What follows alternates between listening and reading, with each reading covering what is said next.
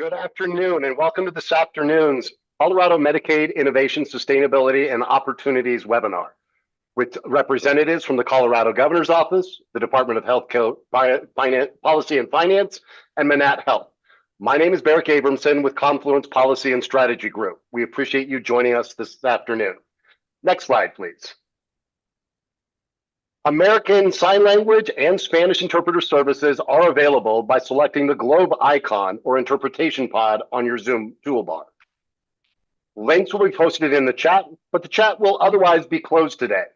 Materials, including the meeting recording, will also be posted after the webinar to HCPUF's website. Please do use the Q&A feature on the Zoom toolbar for questions about the presentation by Manat today. Thank you for the engagement today. Next slide, please. Manat Health Strategies recently conducted an analysis of Colorado's Medicaid and Child Health Plan Plus program cost drivers and compared these trends to several states.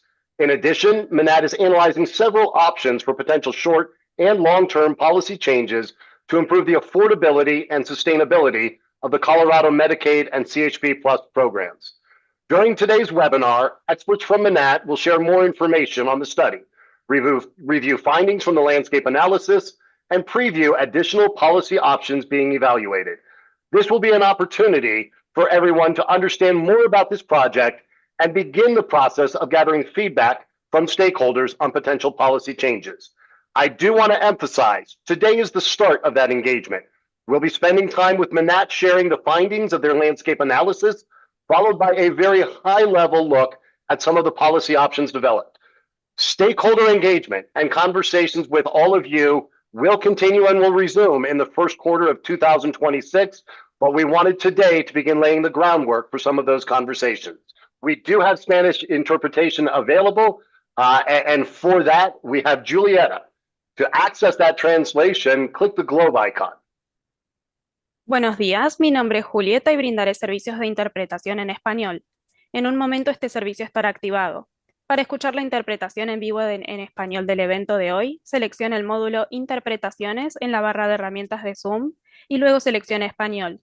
Tendrá la opción de seleccionar Silenciar audio original si desea solo escuchar español. Este módulo de interpretación se activará momentáneamente.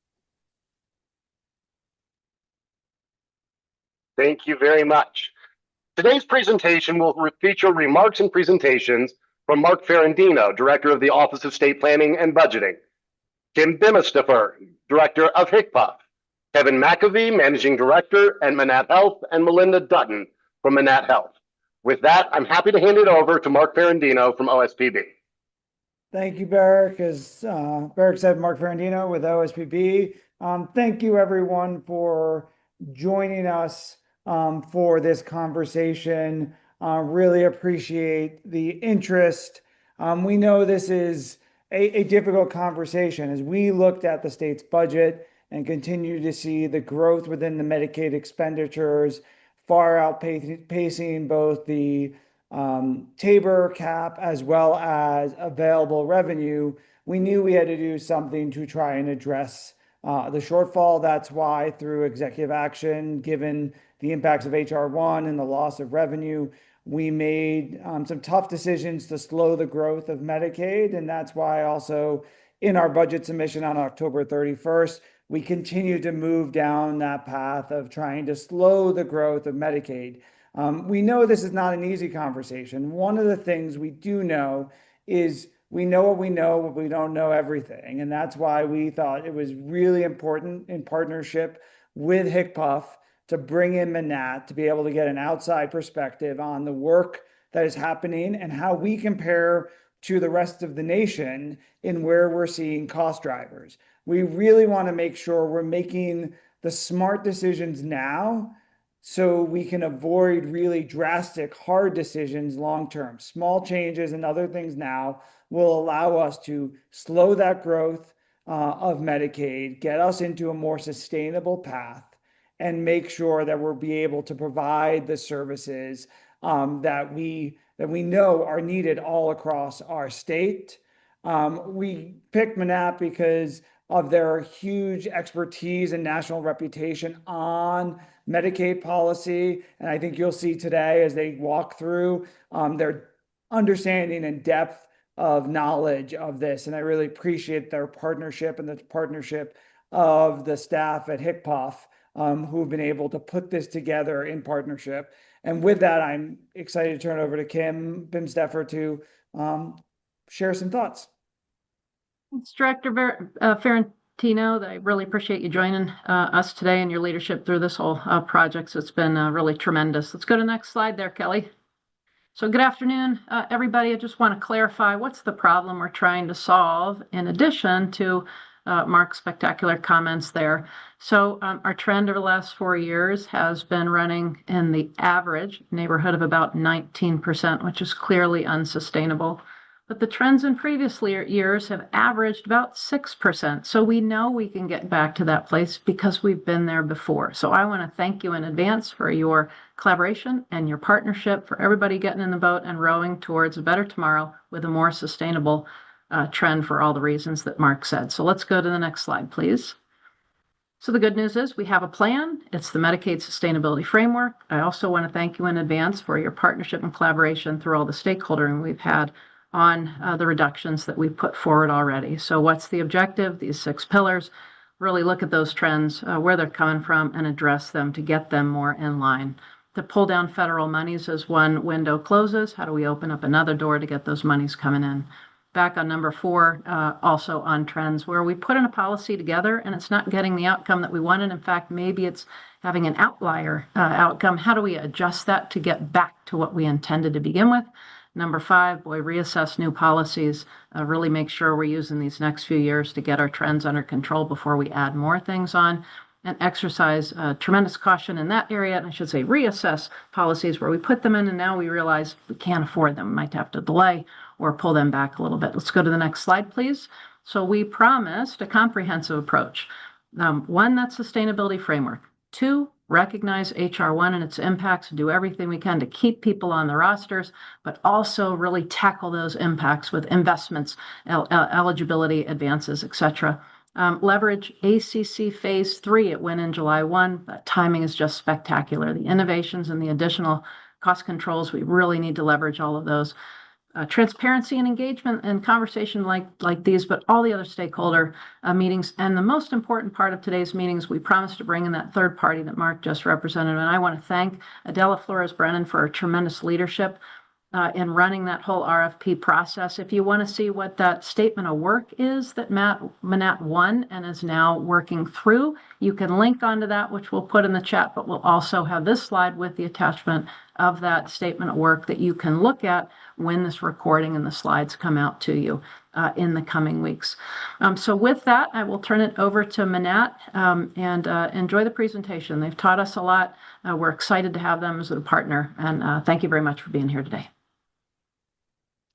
Thank you so much, Kim. And Mark, thanks for the introduction. My name's Melinda Dutton. I'm a partner at Manat. Manat Health is a law and consulting firm. I lead our state transformation practice. What we do is work with states all across the country trying to help strengthen their Medicaid programs for people who depend on Medicaid for their health coverage. We feel very lucky to be working with you all here in Colorado. We know these are tough problems, and we have been really impressed and felt a very productive working relationship with HICPUF and with the governor's office on this, and are excited to be getting some stakeholder feedback on this work. So let's go through our agenda today. Next slide, please. I'm going to start with some opening comments that describe the broad approach and purpose of our work together. I'm going to give a little bit of background about the big picture that we're working within, and then I'm going to hand it off to my colleague, Kevin McAvee, who's going to introduce himself at that handoff. And we're going to spend most of our time on this third bullet, the Colorado Medicaid Landscape Analysis. This is the bulk of the work that we've done today, to date. And then we're going to talk a little touch on the policy strategies that we're starting to explore and next steps at the end. Let's go to the next slide, please. Okay, project purpose and approach. Next slide. As Kim and Mark described, we have a very clear task before us here. We are to identify both immediate and long-term cost-saving solutions that will better enable Colorado to improve the effectiveness and efficiency of its Medicaid and CHIP programs while achieving the quality and access goals. So in short, we're trying to preserve the value and commitment to the Medicaid program while ensuring its long-term sustainability. Let's go to the next slide, please. The project has three main phases. We're going to talk mostly about this first box, which is our landscape analysis, and I'll talk a little more about what that looks like in a moment. But we started at the big picture, looking at Colorado, comparing it to national and state level comparator state trends. And then from there, we look for hotspots. Where do we see outlier places where it looks like Colorado may be out of step in terms of costs or outcomes related to different parts of their program. From that, we started to identify some policy actions. We're in the early phase of that, and we'll be talking more about those in future webinars. And then ultimately where we're going to turn is we're going to narrow down those policy options and do some financial and implementation analysis to help prioritize which of those policy options are most promising for the state. I want to acknowledge that we're doing this in the context of a moving target. We know that the governor and the Department of Healthcare Policy and Financing have concurrently been promoting and enacting immediate program changes. We are acknowledging those in our work as we go along. We're not going to try to replicate or repeat what those changes are, but are really trying to focus on value add additional changes that are high potential for Colorado in achieving its goals. Let's go to the next slide, please.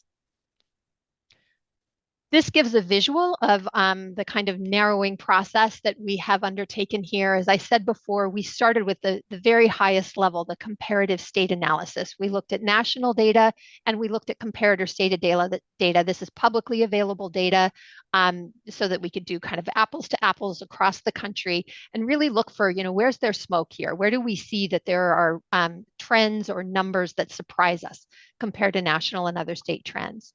Then we double clicked. When we found some areas that looked surprising to us, we went into the, in partnership with HCPF, went into the Colorado specific data. So we were able to go in and look at cost growth trends with more specific information that was directly relevant to the Colorado's program. And then from that, we have started to identify some opportunities for policy actions that could address some of those trends. Ultimately, as I said before, we're going to narrow this down to a small number of policy actions that we'll do financial and implementation analysis on. Next slide, please. In very broad terms, as Mark pointed out, you've got a limited number of levers within your Medicaid program to try to control costs. And the first three of those levers are very blunt instruments: cutting program eligibility, reducing services that are covered, cutting payment rates. This project is focused on the fourth lever, which is maximizing value within the program. This requires getting really in under the hood. There's no one magic bullet that's going to solve all the healthcare cost problems and cost growth problems in Colorado's Medicaid program. But through looking deeply under the hood here, our hope is that we can find some more nuanced, sometimes more complex sets of solutions that can preserve the commitment to the program while getting more value and reducing cost overall. So that's really our focus, is that fourth bucket. Next slide, please. Okay, I'm going to say just a few words. We can go to the next slide about the big picture, and then I'm going to hand it off to Kevin to dive into the data. I just want to acknowledge upfront that the Medicaid program in Colorado and across the nation exists within a larger healthcare system that most experts believe is fairly flawed. Inefficiencies in the U.S. healthcare system are really well documented. Researchers estimate that up to about 25% of our spending is wasteful. We spend about twice as much as our comparator countries do on the cost of medical care. And those inefficiencies are driven by a variety of factors, including the fact that our negotiation and pricing regulation is so disparate across so many different payers, the fact that we have a lot of administrative complexity in our program. Some estimates are that 30% of that inefficient spending is just shuffling paper and administrative costs related to our system. And then, of course, there's been a lot of talk especially in recent years, about the fact that we have a thinner social safety net than many of our comparator countries, which makes it harder for us to get upstream and prevent more complex and expensive healthcare needs down the road. This is inherent in the US healthcare system, and Medicaid can impact some of these levers, but those not all of them. And the larger healthcare system, larger healthcare system change is beyond our full scope. Let's go to the next slide. We also want to recognize that within the context of Medicaid, all states are struggling with their Medicaid budgets. Medicaid is a large share of every state's budget, and it particularly in times of economic retraction, funding the Medicaid program is a source of stress and concern. In the context of Colorado, the Taxpayer Bill of Rights makes those challenges more immediate and provides more urgency to the problem before you. So we want to acknowledge that that's also a constraint that you all are working within that isn't unique, but is magnified in the state of Colorado. As I said before, healthcare costs are expensive. They're growing faster than wages over time. And they're driven by a combination in the Medicaid context of the underlying costs of medical pricing, but also the population growth.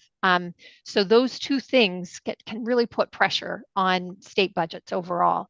When you add on top of that HR 1, which we all know are going to bring new cost pressures to the Medicaid agencies, there really is a sense of urgency around trying to identify opportunities for better value and efficiency within the program.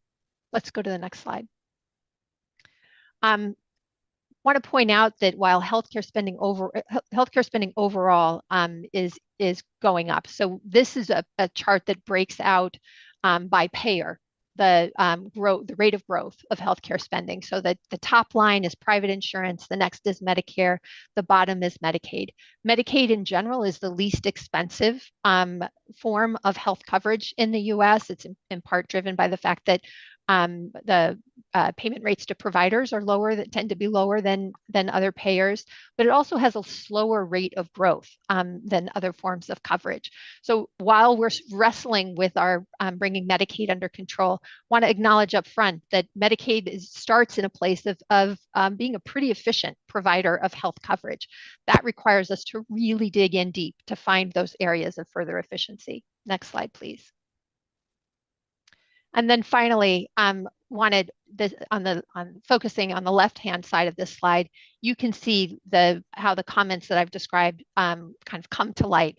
Medicaid spending on the left for the period between 2019 and 2024 has been at 7.9% annual growth, whereas TABOR, it's been at 4.5%.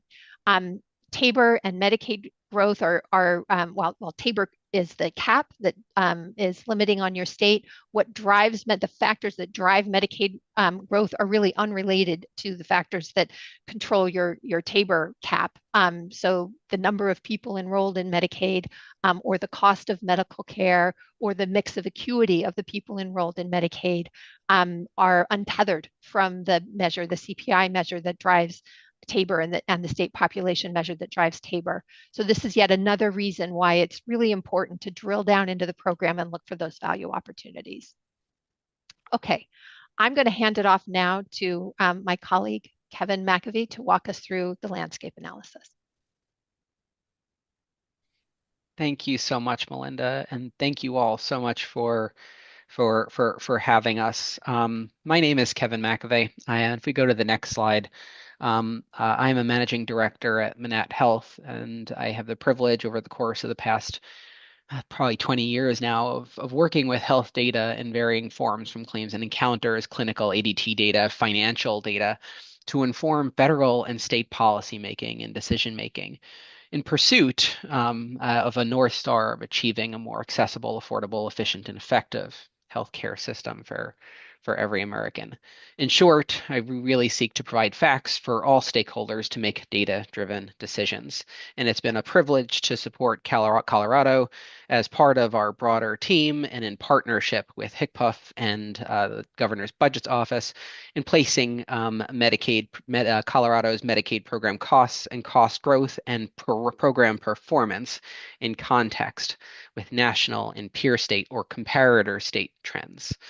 So if we can go to the next slide, I want to talk and start a little bit and ground us all in some of the work that we've been doing over the course of the past few months. Over the course of the past few months, we've reviewed over 75 reports and data sets, materials provided by the state, conducted nearly 20 interviews with state subject matter experts to identify and contextualize landscape analysis, the findings of which we're going to start sharing with you today. We also leveraged federal and national data sources to support analyses comparing how Colorado is doing to other states and national trends. For example, throughout the reporting today, you'll see several analyses based in what's known as the CMS 64 reports, which are standardized expenditure reports submitted by all state Medicaid programs. We also relied heavily on data compiled by MaxStats, and as well as where those data had limitations, we turned to state data sources for both more timely information and deeper information on what's going on within Colorado Medicaid. These include HCPUF's premiums, expenditure, and caseload reports, which are publicly available. These essentially, if you want to think about them, they provide Medicaid spending across service categories and enrollment across populations at a much more detailed level that might otherwise be available through national and federal statistics. We relied upon the JBC appropriations reports, which are produced every fiscal year. These are definitive data sources capturing state appropriations across departments. We also, where necessary, really dug into some aggregated claims and encounter data for more granular spending and enrollment trends. Again, throughout this process, we didn't just want to rely on pure cold numbers. We really sought more information from our state counterparts to really contextualize it, to understand, and also to verify trends that we were seeing. If we can go to the next slide, though, I want to spend a moment on actually talking about data. I mean, we could talk about this for a long time, but I know I'm going to get nudged if I linger too long in it. But it's really important for us all to understand what data tells us and also what data does not tell us. While publicly available data often allow for standardized and ideally cross-state comparisons, they do have notable limitations. And some of those limitations we wanted to outline and just kind of remind us all of here. That data timeliness, some of our metrics of interest might not have been available for data sources through 2025. Data availability, the questions we have might not always have a data source available to us to get to a complete, fulsome, or targeted answer. Data accuracy, we have to always understand the data, where we're pulling that data from, and verify it to make sure that we are using the most accurate data possible to inform some very important decisions. And data comprehensiveness. We have to often braid or pair data to get a real sense, a real full reflection of the world. And we did that here. And as mentioned, where public data sources came up short, we worked with our state partners to pull in supplemental data files and also use data from the states to validate trends and address anomalies we may have otherwise observed. So let's get into it and actually talk about what we found. So total Colorado Medicaid and CHIP spending writ large has increased by about 60% since state fiscal year 2018. This is about, if you want to think about it on an annual basis, around 8% growth per year. This exceeded, as Melinda mentioned earlier, greatly exceeded the average annual TABOR growth rate. And increases in Colorado's Medicaid spending have, while they've mirrored national and comparator state trends, when you bring in the TABOR constraint, it can potentially crowd out other state spending options.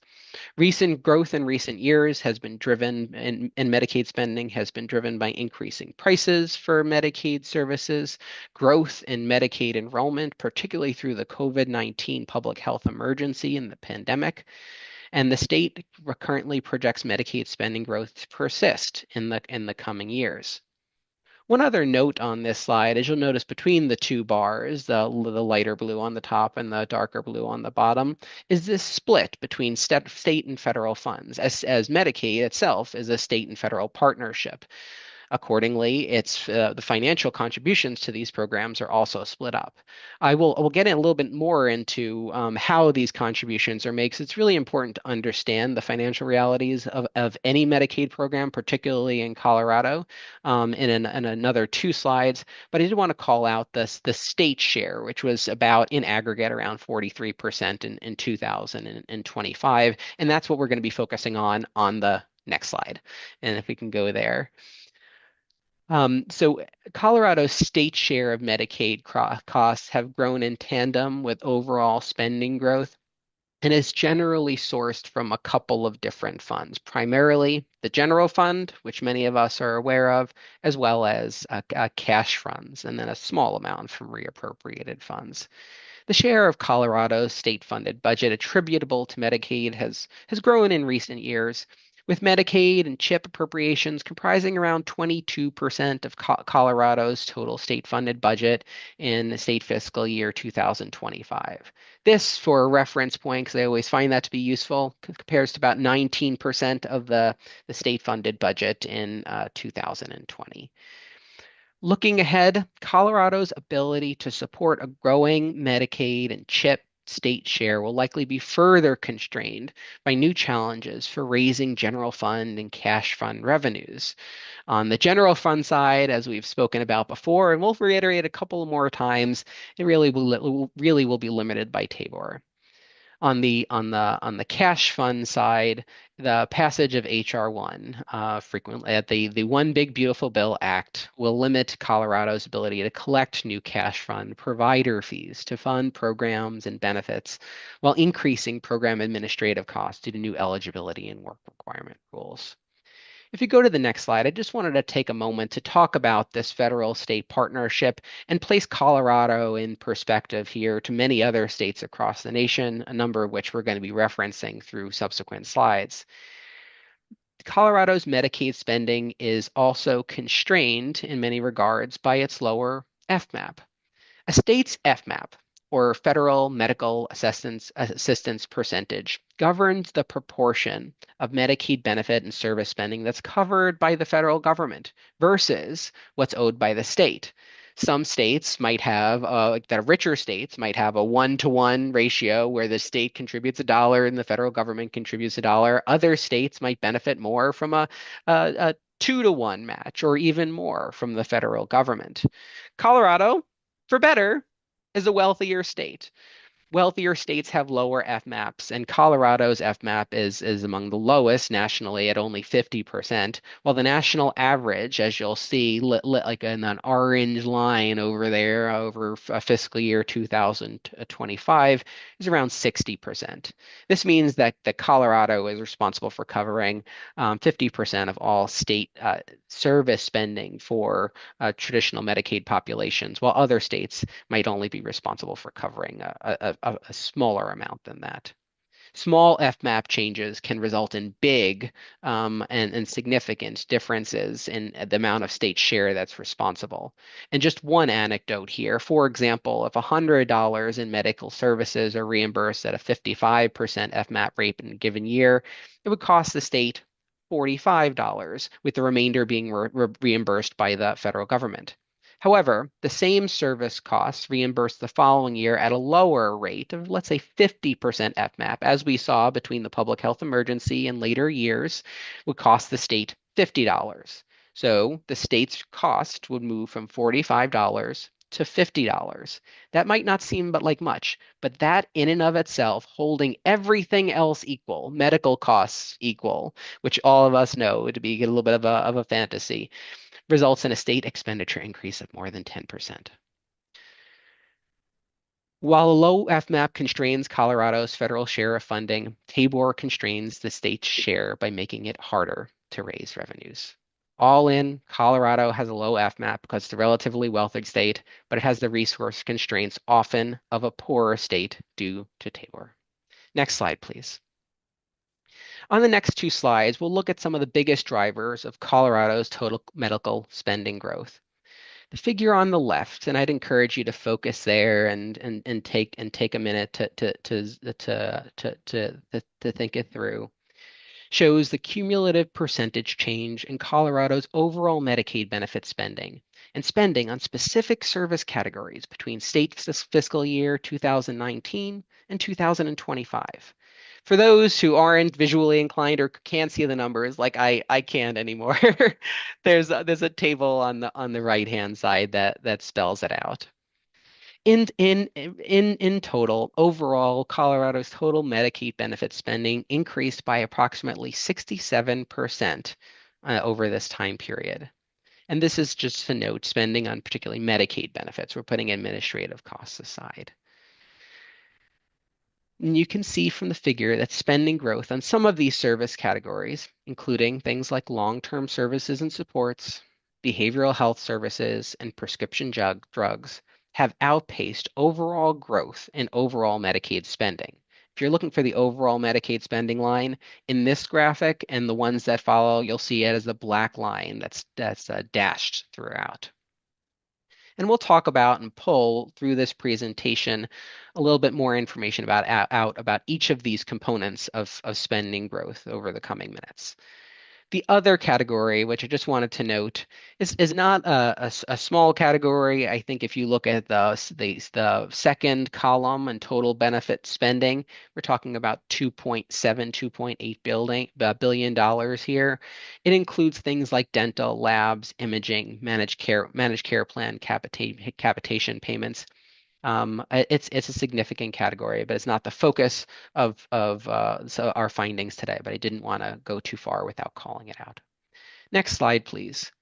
I also didn't want to go too far without calling out two other additional service categories, which, while they make up a small percentage of our overall healthcare cost centers, they comprise a they showed a significant amount of growth. These two services are non-emergency medical transportation, or NEMT services, as they're commonly referred to, as well as pediatric behavioral therapy services, or PBT services. These services, again, have lower overall relative spending relative to the services we saw in the last slide, but these are areas where Colorado has seen dramatic spending growth in recent years, with spending increasing around 471% and 436%, respectively. We'll dive into PBT a little bit more in a second. We won't be reapproaching in this conversation NEMT, but I didn't want to skip it over or let it be ignored. It grew from around $53 million in state fiscal year 2019 to $288 million. And like with many of these other trends, while we did bring a third-party external lens to this analysis, these are areas where many of these areas are areas that have been identified by the state, in which the state is already starting to take significant action to curb cost growth. NEMT is very much included in that. HCPUF identified this increase early and is already starting to see the fruits in some of the new checks they put in place, with NEMT spending beginning to decrease between 2024 and 2025. If we go to the next slide, I want to call out this difference between cost centers and cost drivers. In the pie chart on the left, you'll see an outline of cost centers within Colorado Medicaid's benefit service spending. These are benefits that make up a sizable proportion of total Medicaid benefit spending. This is where you'll see long-term services and supports, which comprises 35% of overall Colorado Medicaid benefit spending. This, I want to note here, and I'll note it again, is not an anomaly compared to many other states. Medicaid is the payer of last resort and a primary payer of LTSS services nationally. Cost drivers, if you look at the second pie chart, are where benefits are growing at a rate that's disproportionately high over the time period we examined, which in our case is 2019 to 2025. And here you can see, if you can see, lean in on your computer. You can see LTSS is Colorado's largest cost center and cost driver, accounting for over 35% of the state's total Medicaid benefit spending in state fiscal year 2025 and over 42% of the state's total Medicaid benefit spending growth between state fiscal year 2019 and 2025. But it's not alone. There are other major cost centers and cost drivers. These include behavioral health services, pharmacy, PBT, as I previously mentioned, and even NEMT, although smaller as a cost center. Let's actually talk about these one at a time. If we can go to the next slide. I'd like to move on to some of our findings from some of our deeper targeted analyses in each of these areas, just to give you a sense of the depth of the analysis that we did and provide a little bit more policy and program context to each of these areas. So behavioral health.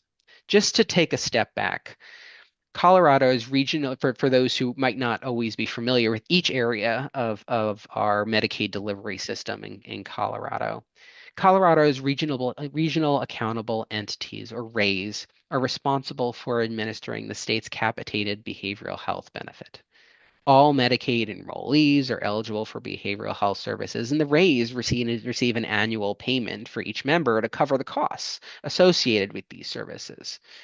There are some behavioral health services covered outside of the capitated benefit, but it's really narrow. 98% of all of Colorado's behavioral health spending is attributable to these capitated payments to the RAEs. And from 2018 to 2024, spending on these capitated behavioral health benefits outpaced growth in the number of individuals utilizing these services. In effect, the cost of actually serving utilizers went up significantly.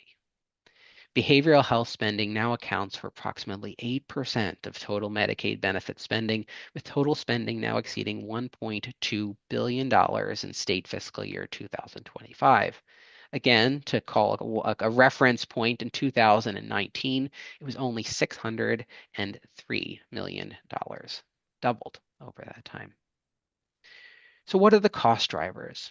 Part of the growth in behavioral health spending, based upon our analysis and the conversations that we've had, the research that we've done since state fiscal year 2018, 2019, were in part intentional. I mean, as many of you know, stakeholders on this call, the state has made intentional investments to expand access to new services, particularly for those with substance use disorders. For example, the number of behavioral health providers contracted with RAEs or managed care plans nearly doubled between state fiscal year 2020 and 2023. To get to specifics, increases in behavioral health spending have largely been driven by the volume and costs of services rendered. Between 2022 and 2024, spending on outpatient prevention and treatment services increased 30%. Spending on community and peer support services increased about 52%. Concerted efforts during the Accountable Care Collaborative Phase 2 have expanded the state's independent provider network and associated spending, with spending attributable to those providers increasing about 75%, again, over that 2-year period of 22 to 24, nearly doubling over that time. This is a trend that showed up using both our external data and our own independent analysis of HCPUF's data, and is a trend that was identified by HCPUF, in which it's actively monitoring and responding to, as both the director and Mark previously mentioned. Their immediate actions have included exploring new network management policies to strengthen accountability, reinstituting some prior authorizations for services, and instituting new policies to ensure the integrity of peer support services. This is one area that really showed up to us as a cost driver. If we go to the next slide, another major cost center and cost driver, as we were previously discussing, has been long-term services and supports. Colorado is not alone here, but Colorado is where we're focused right now. Colorado has made significant and similarly intentional investments in LTSS in recent years to shift care and service delivery from institutional to more efficient and cost-effective home and community-based settings, and to strengthen the workforce that supports Coloradans with disabilities. These investments have likely contributed to the significant growth in Colorado's LTSS spending since 2018, though may have also supported its strong performance on quality measures, something, when we're talking about performance, which should not go ignored. In 2023, I'll call out Colorado ranked 5th nationally in terms of overall LTSS performance, according to the National AARP LTSS State Scorecard. If you look at the figure on the right of this slide, it places Colorado's LTSS spending in context with a number of other peer states or comparator states, as we call them. Many of them have fee-for-service LTSS programs. Some of them have delivery systems unlike ours, but all of them hopefully give you a flavor together of where Colorado's spending, how Colorado's spending on these services compares over the course of time.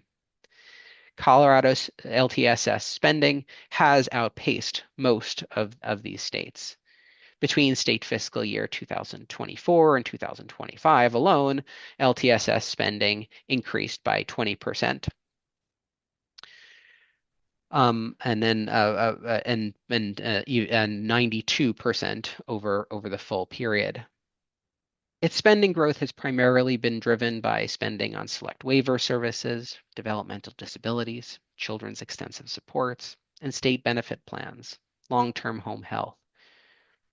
It increases in LTSS base wage rates and provider rates likely also contributed to this growth, including implementation of the Joint Budget Committee hourly wage increases for HCBS direct care workers and HCBS rate increases. Many of these increases, or portions of these increases, have been suspended in recent months as the state assesses how to manage sustainably Medicaid cost growth. Colorado's investments, again, have resulted in strong performance and by other measures have placed it on par with some comparator states in terms of a state share of total benefit spending, as we mentioned before, and spending per recipient. HCPF is already starting to take actions, as mentioned, to curb some of this growth, and looking forward to talking about potential policy actions in this area as well. If we can go to the next slide on PBT. Health First Colorado's PBT services are available for children with and without disabilities that meet early and periodic screening, diagnostic, and treatment, or EPSDT, medical necessity criteria. Similar to other states, Colorado has seen dramatic growth in PBT spending in recent years. PBT spending grew rapidly between state fiscal years 19 to 25, the period we're trying to kind of stick with, at least through the course of these deeper dive analyses, with annual spending per recipient nearly tripling over the period. PBT service spending now comprises 2% of Colorado Medicaid's benefit spending at around $287 million. A nearly tenfold increase since state fiscal year 2019.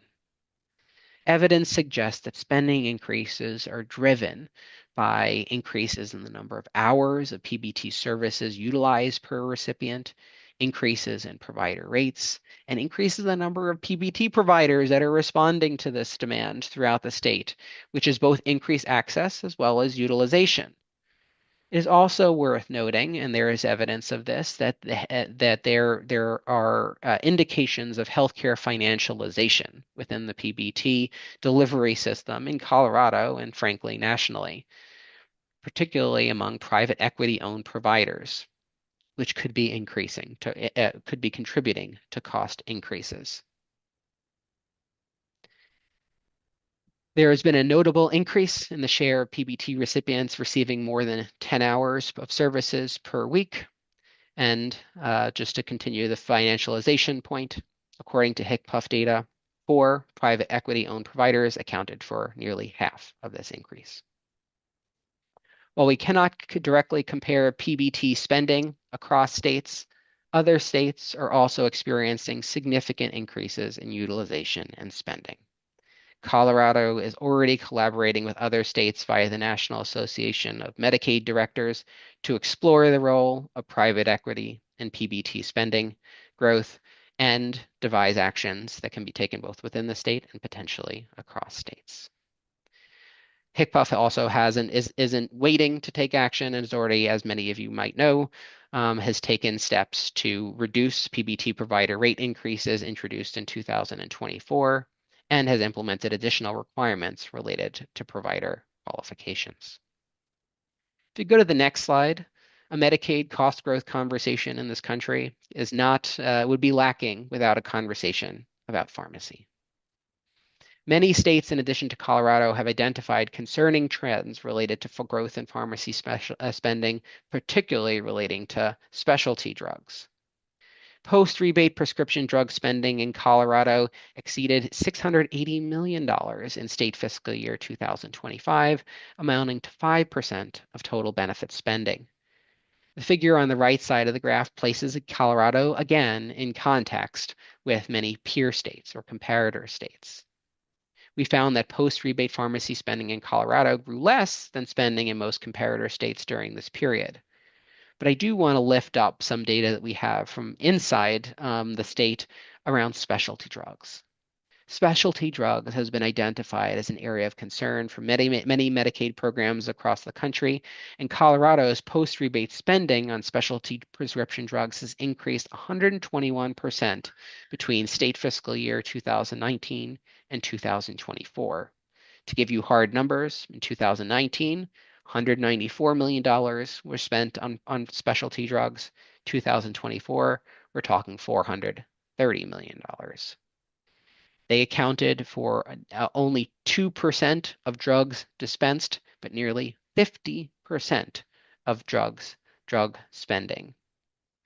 HCPF has started to take steps to mitigate high-cost specialty drug spending, including joining the Centers for Medicare and Medicaid Innovation, or CMMI's, cell and gene therapy model, carving drugs out of outpatient hospital payment bundles, collaborating with Colorado's Prescription Drug Affordability Review Board and Advisory Council, and executing value-based contracts with manufacturers. If we go to the next slide, you will hear consistently throughout the healthcare conversation nationally, when we're talking about any part of the healthcare affordability conversation, the concern around hospital spending. But despite being a major cost center, specifically within Medicaid, and further specifically within Colorado Medicaid, Colorado's hospital spending has actually grown slower than overall Medicaid spending in recent years. I'd encourage you, when you do see the deck, just to go back to look at that cost center and cost driver set of pie charts. But Colorado's total hospital spending grew about 33% between state fiscal year 2019 and 2025, where it now exceeds $3.3 billion. This 33% growth rate, while significant, compares with a 67% increase again in total Medicaid benefit spending over the period. There are multiple modes, just to kind of unpack how hospitals are paid for ongoing reference, in which hospitals are paid, and which have increased at different rates over time, and which I want to acknowledge. None of those, however, have outpaced overall Medicaid spending growth. Inpatient hospital-based rates were rebased in July 2023. This does not appear to have resulted in dramatic increases in overall Colorado inpatient hospital spending. Supplemental payments comprise the greatest share of overall hospital spending in Colorado, though again, these payments are table or exempt, first of all, and funded by provider fees rather than general fund, and again, aren't really exceeding the overall Medicaid benefit spending growth trend. The figure on the right side of the slide shows trends again in Colorado's inpatient hospital spending over the period.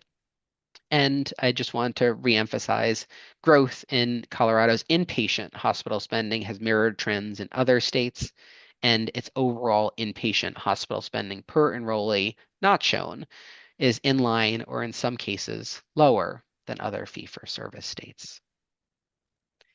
Those were examples of some of the deep dives that we did in coordination with the state, providing an external objective lens on several key cost drivers or potential cost drivers within Colorado's Medicaid program. Before I close up here, I wanted to take on the next slide a step back and actually address a key question that has come up again and again and again in Colorado.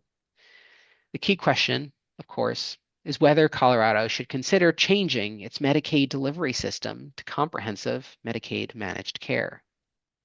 To address this question, Manat reviewed available evidence, research on where managed care can bring value to states, considering levers managed care plans commonly used to derive value for states and beneficiaries, and compared those dimensions to Colorado's program as it currently stands and performs.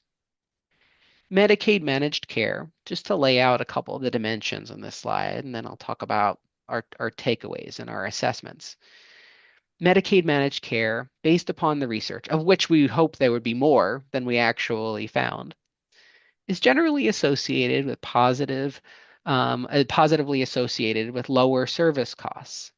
Specifically, studies on inpatient and outpatient hospital spending on Medicaid managed care identified cost savings. There's also some evidence that Medicaid managed care can positively impact preventable emergency department utilization. There's mixed evidence on managed care's impact on drug spending. The literature has not really shown managed care to have a significant impact on budget predictability. And there is little evidence that we found to suggest that Medicaid managed care decreases overall state Medicaid spending. And some states have actually seen increases in administrative costs associated with the transition to managed care. Studies on the impact of Medicaid managed care on quality across a variety of measures are mixed. Common levers used by Medicaid managed care plans to control costs and increase value include population health management, think risk assessments, care management, as well as utilization management.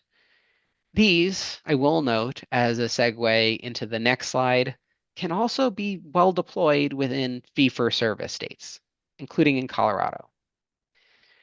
After evaluating available evidence, Manat determined that transitioning to managed care is not likely based upon everything that we've seen in the available literature, evidence, everything we've seen in Colorado so far is not likely to generate significant savings for Colorado at this time.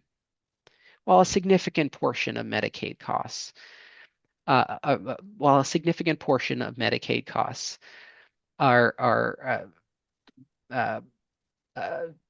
available data does not indicate that Colorado is an outlier in its total hospital spending growth or its hospital spending per enrollee relative to other fee-for-service states. A key component of assessing managed care efficacy, where hospital spending, as we previously discussed, is a major component of overall Medicaid costs.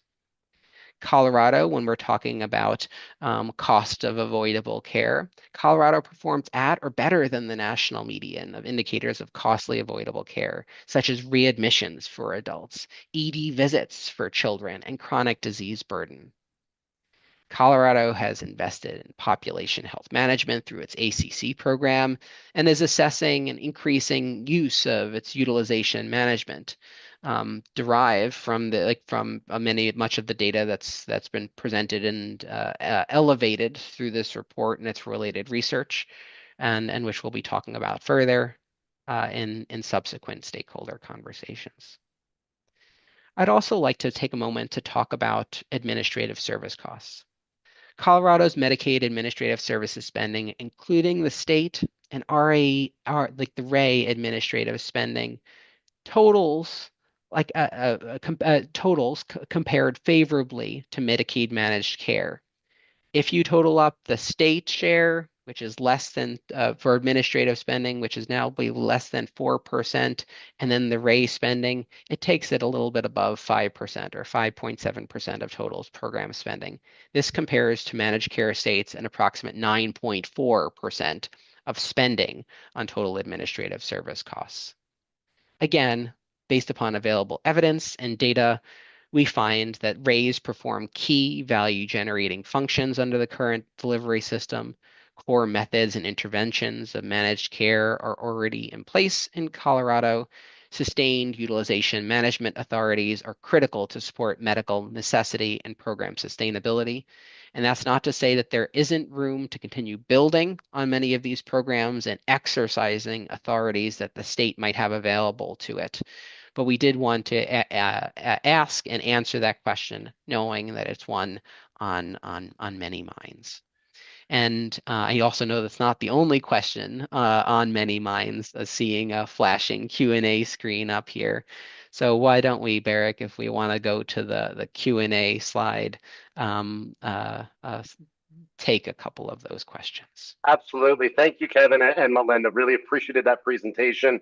And I can see by the 60, 70 plus questions rolling in, there's a lot of people who really appreciate this opportunity. We're going to focus on some questions for Kevin and for Melinda, but we also have Director Binsteffer and other members of HICPUF here available. Kevin, I'm going to give the first question to you, and we have a participant who would like to know how you selected the comparator states. That's a great question, and it is a really good question, and one we spent a lot of time thinking about and talking about as an integrated team with the state. We worked with HICPUF and the governor's office to select comparator states with both like and unlike programs and delivery systems. In many cases, our ability to compare across states was limited by data availability. Just one example, when we were talking about the CMS 64 reports, where we really lean on national and federal data sources to look across states, you are able to break out data to a much more granular level when you're looking at fee-for-service data. Not every state has a program that leans heavily on, like Colorado, on a fee-for-service delivery system. So while we have our ideal kind of set of comparator states, we do also have to work within the confines of data availability. But we sought to, again, keep as broad a spectrum of comparator states as possible. And you'll see throughout many of our figures and data that we put out there, we also try to indicate national or comparator state means or medians wherever possible.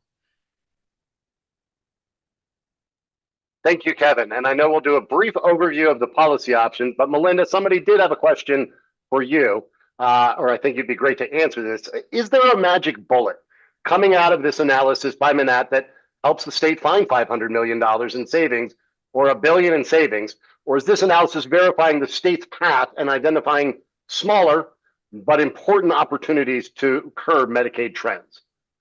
Yeah, there is no magic bullet. I think we all wish that there were. But as I said, when I talked about the different levers, you can take a hatchet to the program and damage its underlying purpose, or you can take a scalpel and really look for value in the program. And that's what we're focused on, is how do we find value in the program that brings efficiencies to it. We're going to talk in a minute about the methodology that we're deploying to identify some of those policy options, but I want to set expectations. There's no one magic thing that we can find that Colorado can do to solve its problem overnight. Thanks, Melinda. Adela, we've got some questions about some programs. A couple of people were not familiar with NEMT and wonder if you could clarify what that is. Sure, thanks. This is Adela Flores-Brennan, Medicaid Director at the department. And the non-emergency medical transportation benefit is a benefit for the vast majority of people who are on Medicaid. It allows them to get transportation to their provider for any covered Medicaid service. So that program saw a lot of growth in the last couple of years as a result of some fraudulent activity. And we have been able to help to control that activity through restricting provider enrollment, and also by doing some additional work to credential and investigate some of those providers. Thank you, Adela. Kevin, we were talking about comparator states, and there's a specific question that I'll throw at you. How does Colorado compare to other states, specifically on growth around behavioral health?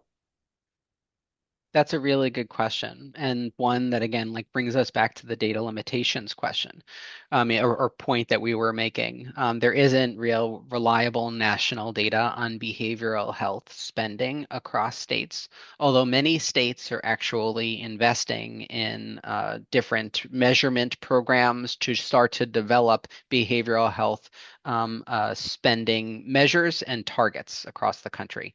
We don't have that comparable data in Colorado yet. Melinda, we were just talking about the fact that there is no silver bullet. Uh, some folks would like to know, what was the process you used to start developing some of the policy options that you're going to share? Yeah, and we'll get to that in a second, Barrick, but at the highest level, we started with the data. We looked where there was evidence that there was something happening that was unusual in Colorado, where it looked like either the underlying cost or the cost growth was out of line with what we saw elsewhere. Then we went under the hood a bit and looked at Colorado data specifically to try to understand what was driving that. Sometimes there were clear explanations. For example, when Kevin referenced the decision to increase direct care workforce wages. Sometimes there were less obvious drivers behind that. So our next phase was to try to understand from the Colorado data what was really driving some of those underlying costs and cost growth trends. And then we looked at the policies. We said, so how is Colorado running that aspect of the program? It looks to us like this is an outlier, and we see something that's different from a operational and cost perspective. What are the policies that sit behind that? And what do we know about what best practices are around the country and how that compares to the way Colorado's running its programs? And then we also looked at what's Colorado already doing. Some of the things that we saw, as Kevin referenced, have already been identified. There are already solutions in flight. Solutions that we looked at and said, yep, that's what we would have said as well. So we tried to look at places that hadn't already been addressed in current efforts by the state. And that narrowed our list. It was kind of a funneling down process. And we'll talk a little bit more about then what guided our decisions around which of those policies and areas were worthy of continuing to focus on in a minute. Thanks, Melinda. I know we'll get into that in just a minute. Kevin, for you, are you able to segment primary cost growth within physician and clinic services? No. That one I would takes like care of it. to, but states are investing again, like similar with behavioral health, because so many states have this question of trying to get an understanding of where costs are being driven within our increasingly unaffordable healthcare system. New measures are being developed across states, but we don't have that data. Director Ferrandino, I've got one for you that looks at things more from the state level. We know that Tabor is a big reason that Colorado, unlike other states, can't raise enough funds for things we need for our lives. What can be done about that foundational problem? Yeah, thanks, Barrick. And I think Kevin raised this point earlier in his presentation about Colorado is uniquely positioned, unfortunately, given our high relative per capita income, which lowers our FMAP, and our limitations put on through the Tabor cap that limits that. We have tried, and the governor has supported several. Sorry, my watch is talking back to me. Several times at the ballot to change, whether it's to de-Bruce or get rid of the cap at the state level. That has not yet been successful. I know there are continued to be conversations on different policy options to whether either raise revenue or adjust the cap at the legislature. And so, we are considering those and looking into those to see. Ultimately, all of those questions come back to the voters who have to decide that. And so, in my role, we have to continue to, unfortunately, deal with the rules as they are set right now. And then, I think open to those conversations, and we are actively engaged in those conversations with legislators. Thank you, Mark. Kevin, I'm going to come back to you, and this gets more into a process question or methodology. The chosen years of analysis include several outlier years during COVID.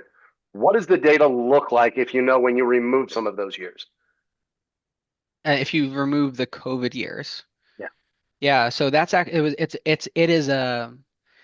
is a great question. It is a question that comes up in virtually every data analysis we do for almost every topic we do it in. Like, how do we deal with the extraordinary time of COVID, which impacted our healthcare system, and how individuals interact with our healthcare system? We tackled that question from the beginning, and it's why you actually see such an extended period of time across so many of our analyses, baselining a lot of these trends in 2018, 2019, and then carrying both through the public health emergency and those funky years, and then coming out the other side. I mean, as you will see through a lot of those trends, the trends are in cost growth are sustained, and again, we tried to provide that longer term picture to verify um, that they are consistent. Great. Thank you, Kevin. And I'll stay with either you or Melinda on these next couple. Continue to look at what data was analyzed and some of the reason why.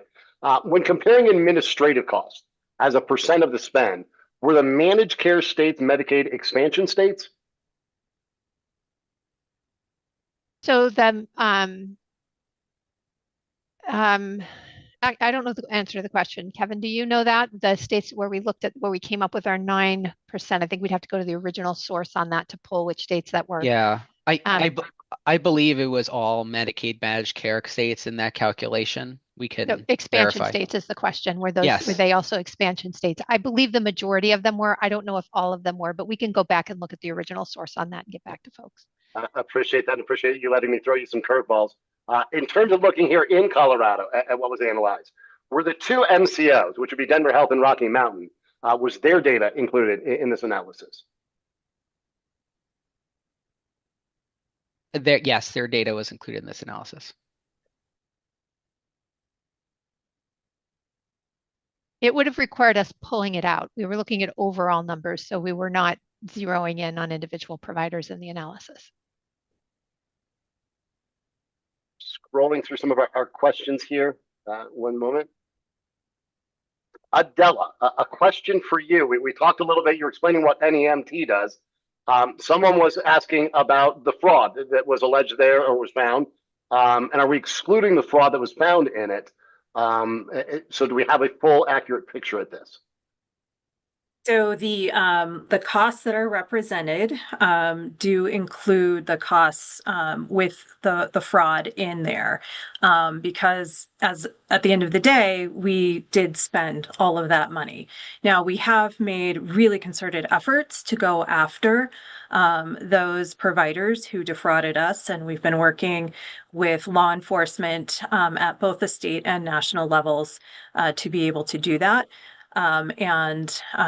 Just by putting into place some stricter provisions around credentialing and validation, and limiting who we have in our network, we've been able to really control that cost curve over time. Question for the Manat team in terms of the states that were looked at. Somebody's questioning, should we be comparing Colorado to California in this analysis, or is there a reason not to? Somebody suggesting that Colorado may look more like Colorado than a state like Idaho.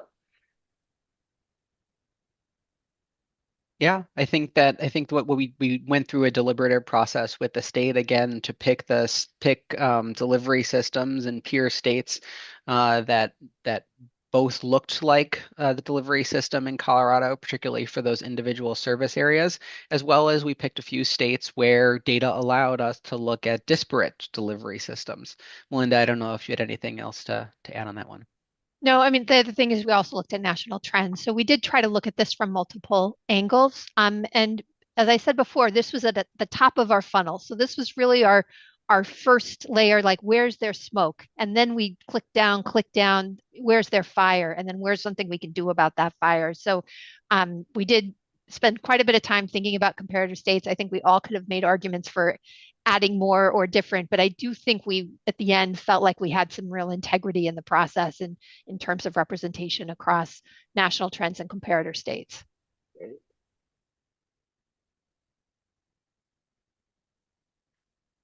Director Bimsteffer, there's a question about what's being done to reduce pharmacy costs. Thanks for the question. So, as we all know, the generic drugs are pretty flat at HICPA for the last 6 years. It's the specialty drugs, high-cost specialty drugs, that are really the driver, and that's the leading cost of national healthcare cost is these high-cost drugs. So the first thing just to realize is the best way to control that is the federal government steps in, and before a drug comes to market, you have to negotiate the price like every other nation does. The second is to eliminate or to mitigate the amount of patent extensions that manufacturers can get. Those are two most important things. Outside of that, which are outside of our control, we've done a bunch of things. So as Manat said, less than 2% of the drugs are driving 50% of the costs. So that's the specialty drugs. So one, rebate management is really, really important, and our team is really good at that. There's no middleman. We do all that directly. We sign the contracts directly, and I think we do a better job overall. As you could see, our costs were lower than the rest of the nation. So thank you, HICPA pharmacy team that does that. To negotiate value-based payments on these high-cost drugs, which holds the manufacturer accountable for their clinical promises. So if they say this really expensive drug is going to do A, B, and C, and it doesn't, we want some of that money back, and we want lower prices on the upfront. So we're doing that. I think we're up to 10 now, these really high-cost drugs. Utilization management, really important. Right drug, right condition, right outcome, right cost, right setting, really good. We've had some reimbursement logic adjustments, but that's been a minor part. The prescriber tool has been really important, and it's been wildly successful with almost 70% of prescribers under Medicaid now using a tool that helps them see various drug prices that they can say, oh, I didn't know this one was lower than that one. And if they like the clinical effectiveness, they have the ability to do whatever they want. But they now have insights into the top 3 drugs that might be more cost effective, and they can also do the prior authorization electronically and quickly. So that's a win-win-win-win for everybody. So we're doing a lot, but the Fed has to step up and do a lot more. And whatever the PDAB does, the Prescription Drug Affordability Board, we can go along for the ride, but traditionally, Medicaid drug prices have been parallel with other countries except for these high-cost drugs that, again, are the biggest part of the problem. Thank you, Director. Kevin, back to you. A question about what we can do. Can the rising growth in spending be more about population growth, the facility and the provider billing costs, and sent to Medicaid knowing they will get paid more that's with private pay? Somebody says, we as consumers have no choice in these fees and bills to negotiate. So wondering about some of these contributing factors and population growth and the facility and provider billing costs. From my experience working with cost growth nationally, I think that there are many factors that drive cost growth in Medicaid programs. Population is one. Population composition is another. Services being delivered and the composition of those services, coding practices are others.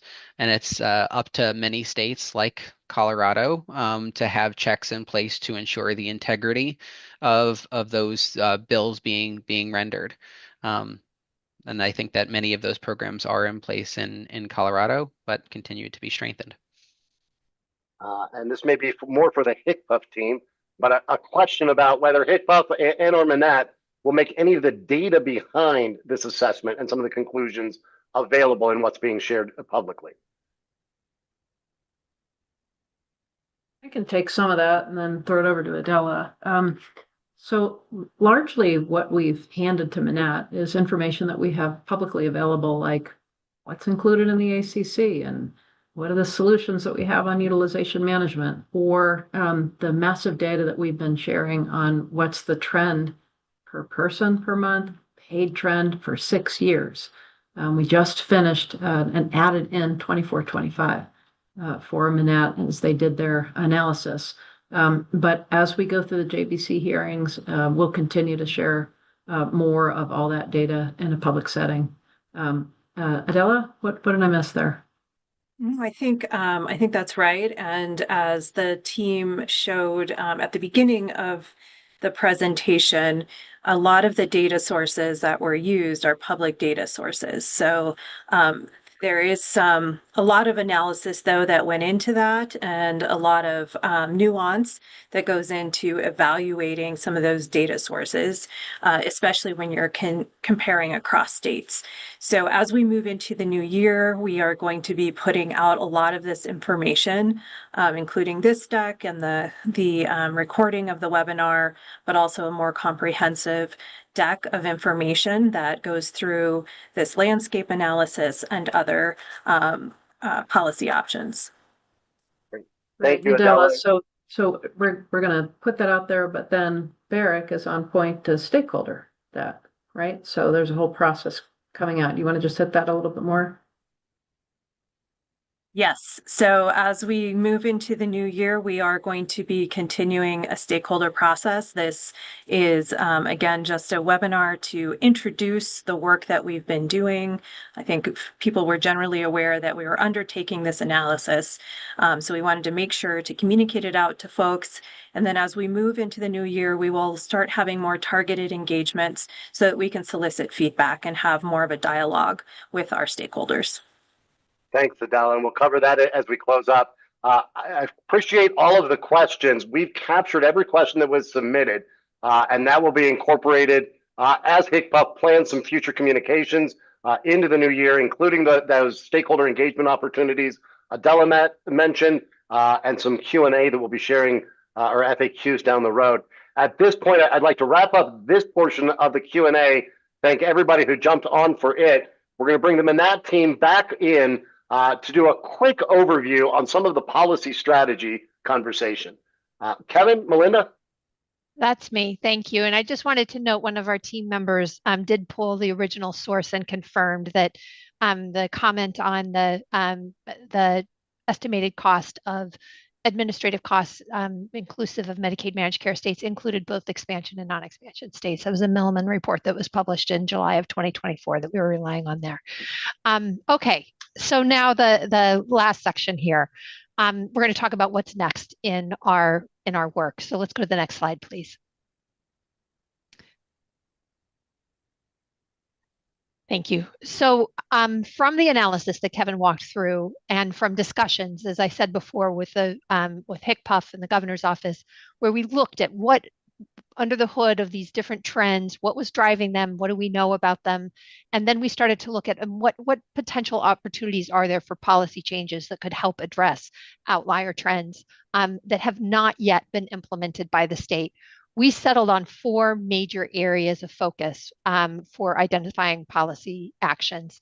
The first was behavioral health, the second LTSS, the third pediatric behavioral therapy, and the fourth pharmacy benefits. To the extent that there are already actions underway in each of these buckets, and there are, we are not going to focus on them, Manat. We are aware of them.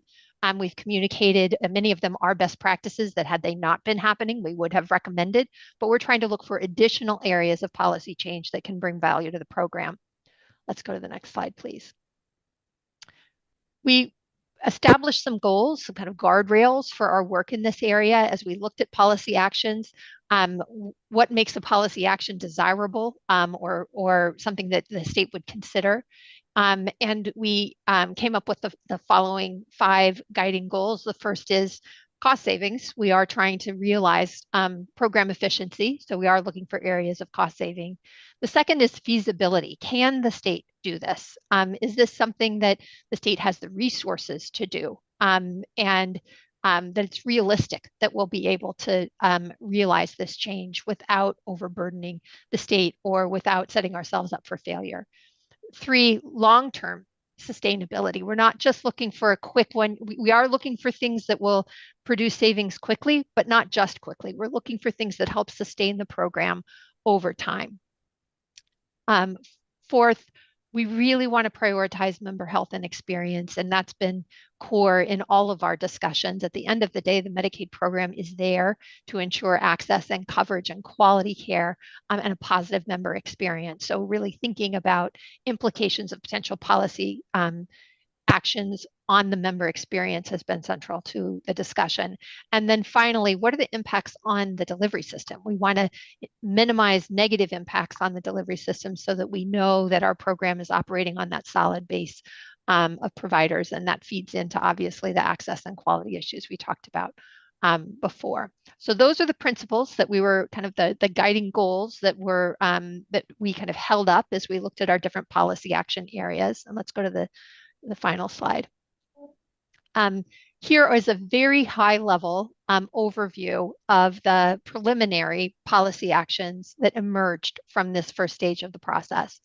The first policy action here is around withdrawal management. Inpatient withdrawal management is not clinically indicated for all substance use, forms of substance use. So the goal here would be to identify where it's appropriate to shift to other alternatives, outpatient alternatives for substance use, where there's a clinical evidence base that indicates that's a more effective and more efficient mechanism for addressing withdrawal management needs. The second area is around tiered pricing for select behavioral health services. Colorado identified areas where flat pricing was being applied across levels of widely varying acuity. And so the goal here is to identify where tiering may bring more efficiency within the program and enable the enrollees to ensure they're getting access to the appropriate level of care with an appropriate reimbursement rate. The third area is around mobile health services. The idea here is that Colorado would expand mobile health, which is an evidence-supported intervention. It's both has been shown to be both cost savings and improving access and health outcomes. So one of those win-win scenarios. The goal here would be to improve access to non-crisis physical and behavioral health services. And Colorado's already had an operational base for mobile health and the authority to add coverage to these services. So we felt this was a potential high value area. The fourth is in the LTSS space. There's evidence that provider behavior is making it harder to ensure that members get to the right level of care for their needs. So the goal here would be to deploy multiple strategies that could help oversee providers and educate members. The idea here is that you would be strengthening the strengthening rules around direct-to-consumer advertising, case management oversight, and consumer and provider fraud prevention education. These are all tools that states have used to try to better ensure program integrity and connect consumers to the appropriate and most efficient care. Our next big bucket here is around pediatric behavioral therapies. As Kevin mentioned, this has been an area of exponential growth within the state and in many states. The goal here would be to create standardized assessments that would support clinically informed and individual treatment plans that are based on sound clinical criteria. Again, really to ensure that members are getting the right level of service that's most clinically appropriate for their needs. Given the broad nature of ASD diagnosis, assessments are essential to calibrate the treatment and interventions. And so this would be an effort to try to create more standardization in that area. And then our final is around modifying protected drug classes. The idea here would be that Colorado would implement responsible utilization management strategies for select specialty drugs and high-cost drugs, increasing rebates and addressing recent cost growth. The precise mechanics of this will vary depending on the class of drugs, and that's an area that we're still exploring. I understand that what I've just described are very high level. That's a reflection of where we are in our process. An important part of continuing to iterate and dive deeper on each of these areas is going to be stakeholder feedback and input. We wanted to put them out there so that they're on your radar screen, acknowledging that they're fairly broad. With that, let's go to the final slide here. We are very excited to have the partnership with Barrick on the stakeholdering here. It's going to be really important to our process going forward. And I'm going to hand this off to Barrick to talk about our next steps. Wonderful.